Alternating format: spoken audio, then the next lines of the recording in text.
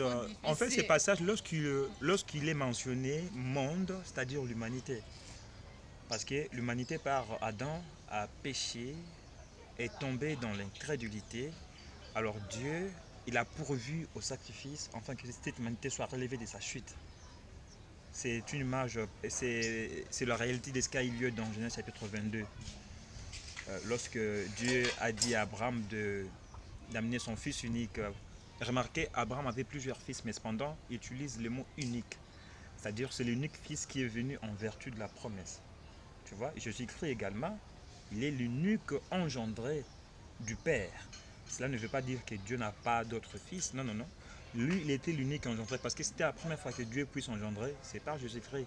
Alors, quand il a tant aimé l'humanité déchue, il a pourvu au sacrifice parce que lorsque Abraham a amené son fils unique sur la montagne, et Isaac a posé la question, mais papa, mais où est alors le sacrifice?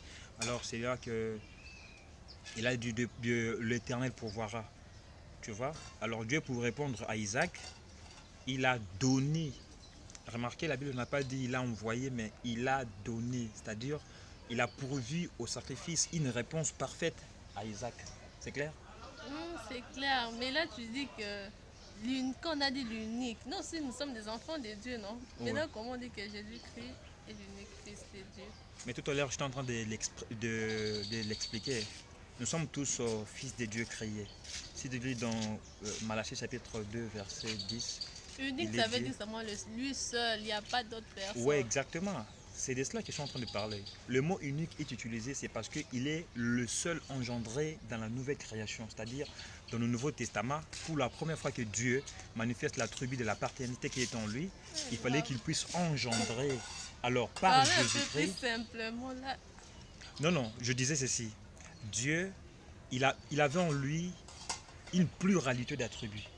Il est sauveur pour nous, il est père, il est tout pour nous, il est guérisseur, il est conservateur, il est créateur et tout, tu vois. Mais parmi tous ces attributs, il avait aussi l'attribut de la paternité. Ça va? Alors, lorsque je dis unique, unique, c'est-à-dire Jésus-Christ, c'est l'unique engendré. C'est la raison pour laquelle dans après chapitre 3, verset 14 dit, il est Jésus-Christ et les principes de la création. Il s'agit de la nouvelle création, c'est-à-dire quoi?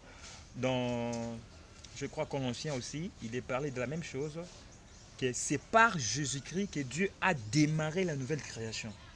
C'est pour cela, dans Jean chapitre 1, verset 12, il est dit, à tous ceux qui l'ont reçu et qui croient en son nom, Dieu a donné le pouvoir de devenir enfants de Dieu. C'est-à-dire, par Jésus-Christ, nous devenons enfants de Dieu. C'est clair? Ah ok, j'ai encore une autre préoccupation. Voilà, Moi, je retiens pas vraiment les versets bibliques, hein, c'est pas un mais problème. Jésus, lorsqu'il il parlait à ses disciples, il leur avait demandé de baptiser les gens, dans ceux qui vont croire au nom du Père, du Fils et du Saint-Esprit. Ouais. Mais l'un de ses disciples, Pierre, lui, qu'on l'a baptisé, il a baptisé au nom de Jésus. C'est pas une contradiction, oui, il n'a pas respecté ce que son père lui avait demandé. Ce n'est pas une contradiction, c'est il a respecté de manière scrupuleuse l'ordre qui leur a été donné. Tu Comment vois? ça? Mais c'est différent, non? C'est différent. Il s'agit, c'est question